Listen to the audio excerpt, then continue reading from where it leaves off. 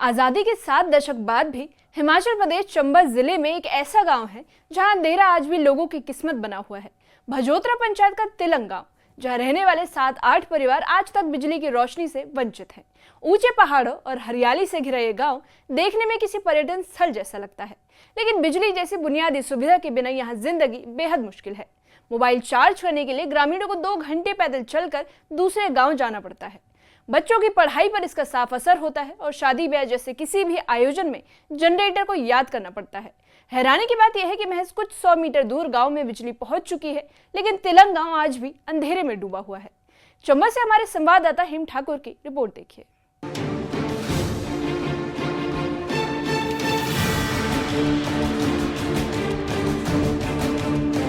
चारों ओर ऊंचे पहाड़, घने जंगल और हरियाली। पहले नजर में ये गांव किसी खूबसूरत पर्यटन स्थल जैसा लगता है, लेकिन जैसे ही सूरज ढलता है पूरा गांव अंधेरे में डूब जाता है। तस्वीरें हिमाचल प्रदेश के चंबल जिले के भजोतरा पंचायत की है, जहां आज तक बिजली नहीं पहुंच पाई। आजादी के बाद से अब तक कई पीढ़ियां गुजर गई, लेकिन तिलंग गांव आज भी विकास की रोशनी का इंतजार कर रहा है। चंबा जिला के भजोतरा पंचायत का एक ऐसा गांव है, वहां पर न्यूज़ 18 की टीम ग्राउंड जीरो पे पहुंची है। आपको दिखाएंगे कि जमीनी हकीकत यहाँ पर किस तरह का विकास हो रहा है। यहाँ पर भजोतरा का एक गांव है, जहाँ पर ये पीछे मेरे आप गांव देख सकते हैं। करीब 7 घर यहाँ, 6 या 7 घर यहाँ पर लोग यहाँ रह रहे हैं। कभी वो अपने निचले घरों को चले जाते हैं, फिर बच्चों के साथ यहाँ आते हैं। लेकिन हैरानी की बात यह है कि यहाँ पर इतना आजादी के इतने साल बीत जाने के बावजूद बिजली की कोई व्यवस्था नहीं है। यहाँ पर लोग बिजली के बल्ब को देखने के लिए तरस गए हैं। आपको बताता हूँ कि यहाँ पर बिजली की क्या व्यवस्था की गई है। यहाँ पर बिजली का एकमात्र सोर्स, जिस घर में अभी यहाँ हम पहुंचे हैं, आपको दिखाते हैं कि किस तरह से वो अपने मोबाइल चार्ज करते हैं। आपको दिखाते हैं, ये है वो बिजली का एक सोर्स, मात्र सोर्स।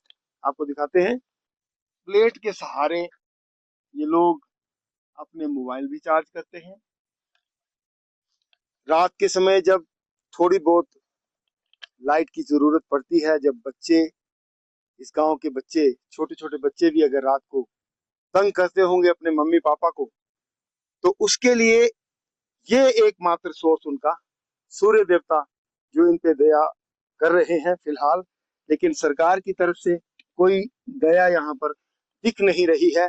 और जो इनका बिजली का ट्रांसफार्मर है, वो आपको बताता हूँ, ये वो एकमात्र बिजली का सोर्स है। तिलंग गांव में महज 7 से 8 परिवार रहते हैं, लेकिन इन परिवारों की जिंदगी बिजली के बिना हर दिन चुनौतियों से भरी हुई है। बच्चों की पढ़ाई हो या घर के रोजमर्रा के काम, सब कुछ अंधेरे पर निर्भर है। रात होते ही दिए और टॉर्च सहारा बनते हैं। ग्रामीणों का कहना है कि बिजली न होने की वजह से बच्चों का भविष्य अंधेरे में नजर आता है। सोलर का भी इंतजाम है, लेकिन वो 2 से 3 घंटे से ज्यादा नहीं चल पाता। सालों के हमारे यहाँ स्थायी रहते हुए, उसके पहले फादर भी रहते थे, लेकिन जब तक की मेरी सामने की बात है 35 साल रहते हो गए। जब से मैं अपने होशवास में हुआ, तो मैंने अपने थ्रू से भी पंचायत प्रधान को बोला, प्लस बिजली विभाग के पास भी नोटिस दिए है बिल्कुल, प्लस जो हमारे विधायक है, पूर्व विधायक या जो अभी वर्तमान है, उनसे भी बातचीत हुई है। लेकिन इसमें सर बात ये है कि आश्वासन मिलता रहा, हाँ कि हाँ जी आपका काम हो जाए। जब इलेक्शन आते हैं जी, इलेक्शन टाइम में जब हाँ जी आपका काम हो जाए। मोबाइल चार्ज करना यहाँ किसी चुनौती से कम नहीं। ग्रामीणों को फोन चार्ज करने के लिए करीब 2 किलोमीटर और लगभग 2 घंटे पैदल चलकर दूसरे गांव जाना पड़ता है। कई बार मजबूरी में फोन बंद रखना पड़ता है, जिससे आपात हालत में संपर्क तक नहीं हो सकता। सर मैं सुबह का मोबाइल चार्जिंग करने गया था, और सर अभी पहुंच रहा हूँ बस अभी। कितनी देर लगी आपको वहाँ से यहाँ तक? सर 3-4 घंटे लग गए। 3-4 घंटे? हाँ जी। मोबाइल चार्ज करना? हाँ जी। तो सर यहाँ पे बिजली नहीं है, और हम घर वालों को शादी को गए हैं, कहीं गए हैं, और कॉल करना तो नहीं कर सकते हैं जी। रात को समय सर दिक्कत होती है, पढ़ाई नहीं हो सकती है हमारे से। हाँ जी। सोलर कितना चलता है? सोलर सर 3-4 घंटे चलता है। बिजली की कमी का असर सामाजिक जीवन पर भी साफ दिखाई देता है। शादी या किसी अन्य कार्यक्रम के लिए जनरेटर मंगवाना पड़ता है, जो न सिर्फ महंगा है, बल्कि खराब रास्तों की वजह से पहुंचाना भी बेहद मुश्किल हो जाता है। वहीं बीमारी की हालत में और भी स्थिति गंभीर हो जाती है। मरीजों को एम्बुलेंस तक पहुंचाने के लिए 8 से 10 लोगों की जरूरत पड़ती है, जिससे साफ पता लगता है कि यहाँ रह रहे लोगों की हालत बेहद गंभीर है। पानी तो सर हमारे परमानेंट आता रहता है, प्लस हाइट की जगह कई बार बर्फ ज्यादा पड़ने से पानी का सोर्स बंद हो जाता है, तो सर उतना हमने स्टॉक टैंकी रखी है अपने पास, उतना स्टॉक कर लेते हैं सर। ऐसे तो परमानेंट होता पानी की कोई दिक्कत नहीं है।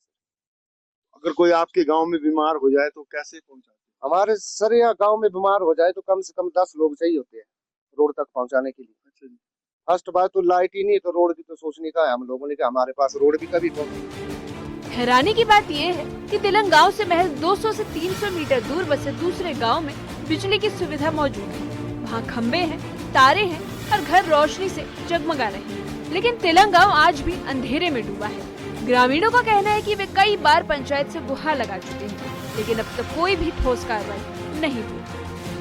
जी सर, हमने तो इतना सोच के कि हमारे पास बिजली की सुविधा होती, तो हमने सर ये रूम तैयार करके रखे हैं, होम स्टे तैयार करके रखा कि हमारा जो है अच्छा स्थान है, अच्छी जगह है, तो कोई भी लोग आना चाहे तो आ सकते हैं, हमारे पास आ सकते हैं। क्योंकि बिजली की सबसे ज्यादा समस्या है सर, बिना बिजली के कौन ठहरना चाहिए। यहाँ से आया है कोई अब तक होम स्टे? कोई होम स्टे अभी इस टाइम तो नहीं, इस टाइम तो सर कोई सैलानी नहीं आता, लेकिन जब हमारे बरसात का मौसम होता है, ऊपर टेम्पल है हमारा गढ़ माता टेम्पल, जी जी, उस टाइम भी यात्रा लगती है, तो सर उस टाइम भी आते हैं यात्रा के समय। यात्रा के समय सर जी, मतलब तीर्थ यात्रा करने के लिए जो भी यहाँ पर श्रद्धालु आते हैं वो आपके पास रुकते हैं सर। जी जी, जैसे जिसे कोई प्रॉब्लम होती है उस हिसाब से सर हमारे पास है।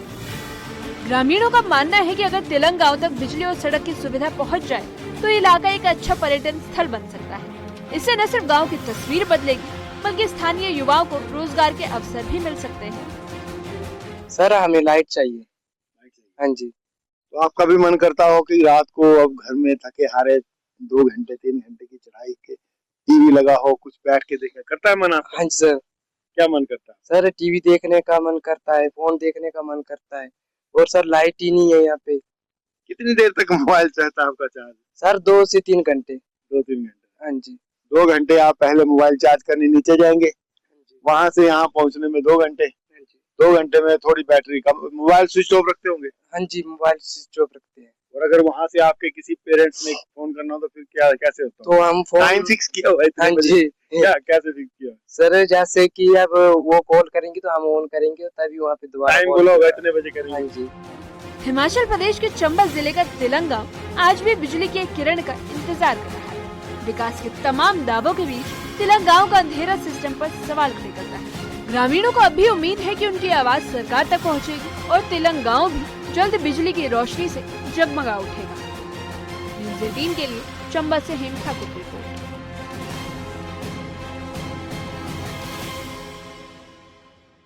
तिलंग गांव के लोग कई बार पंचायत और जनप्रतिनिधियों से बिजली की मांग कर चुके हैं, लेकिन अब तक कोई ठोस कार्रवाई नहीं हुई है। बिजली के अभाव में लोग गांव छोड़ने को मजबूर हैं, जिससे पलायन बढ़ रहा है। ग्रामीणों का कहना है कि अगर बिजली और सड़क जैसी बुनियादी सुविधाएं मिल जाएं, तो इलाका पर्यटन से भी विकसित हो सकता है और युवाओं को रोजगार मिल सकता है। आज जब देश डिजिटल इंडिया की बात करता है, तब तिलंग गांव का अंधेरा व्यवस्था पर सवाल खड़े करता है। ग्रामीणों को अब उम्मीद है कि उनकी आवाज सरकार तक पहुंचेगी और आने वाले समय में तिलंग गांव भी बिजली की रोशनी से जगमगा उठेगा।